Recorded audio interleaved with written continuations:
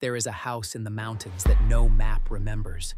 For 27 years, one man lived inside it, alone, unseen, and for most of that time, unmissed.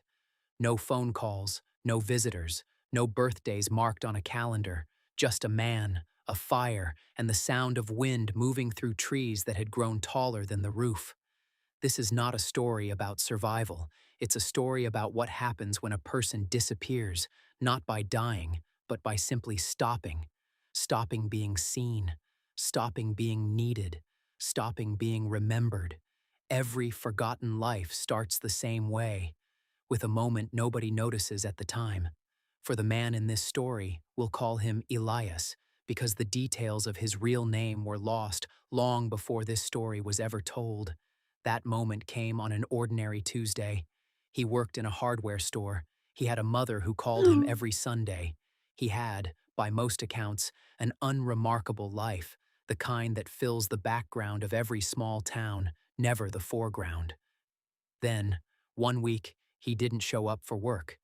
His mother's Sunday call went unanswered, and the town, as towns do, assumed he'd simply moved away. Nobody searched. Nobody filed a report.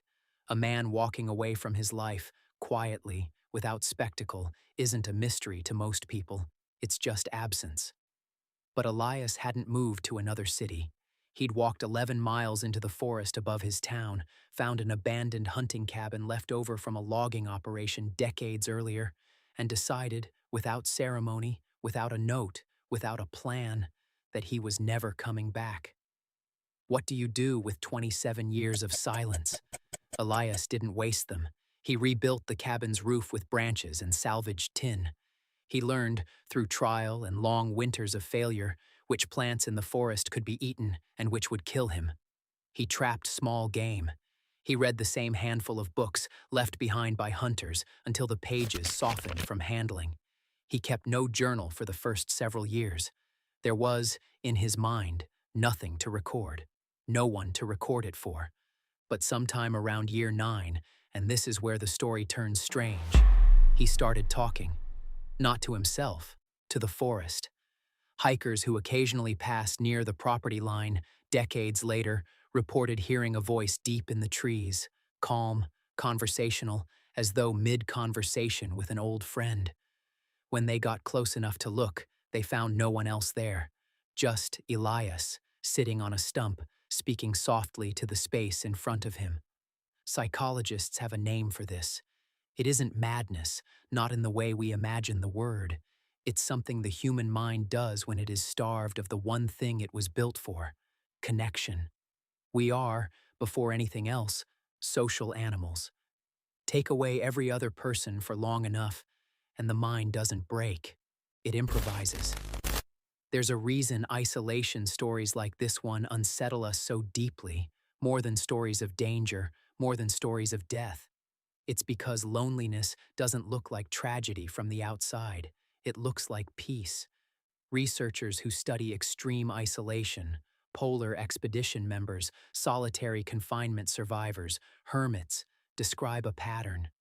In the first months, the mind aches for contact. It replays memories obsessively, conversations, faces, arguments it wishes it had ended differently. Then, if the isolation continues long enough, something shifts.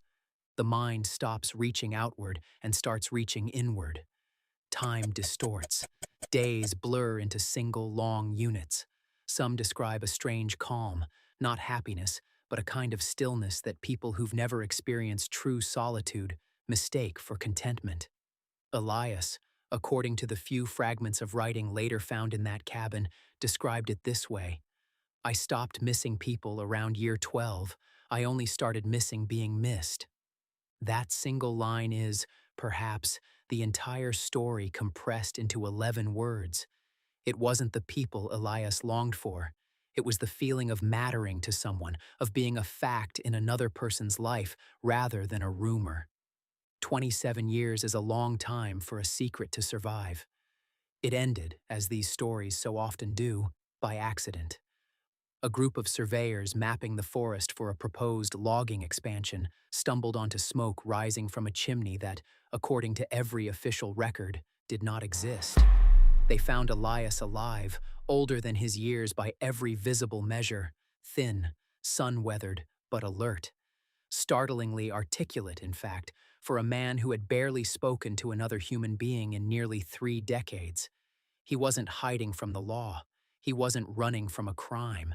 There was no dramatic secret to uncover, no dark event that had driven him into the woods. He had simply, one ordinary week, decided that the life waiting for him didn't fit, and instead of forcing himself back into it, he walked away from it entirely. When asked, gently, whether he regretted the 27 years, he reportedly paused for a long time before answering. "I don't think I disappeared," he said. "I think everyone else did." We tell ourselves stories like this one because they frighten us, but not for the reason we think. It isn't the forest that unsettles us. It isn't the silence or the cold or the 27 winters spent without another human voice. It's the quiet, uncomfortable question underneath all of it. How long would it take before anyone noticed I was gone? Most of us assume the answer is immediate, a missed call, a worried friend, a knock on the door. But history, real, forgotten, and half-forgotten history, is full of people who vanished quietly, and the world simply closed the gap where they used to be, the way water fills a footprint on a beach. Elias's story isn't really about a man in a cabin. It's about the invisible thread that keeps any of us tethered to the world, and how thin, how quietly breakable that thread actually is. Maybe that's the real reason forgotten stories like this one keep pulling us back. Not because we're afraid of ending up alone in the woods, but because, somewhere quiet and honest inside us, we already know exactly how easily it could happen.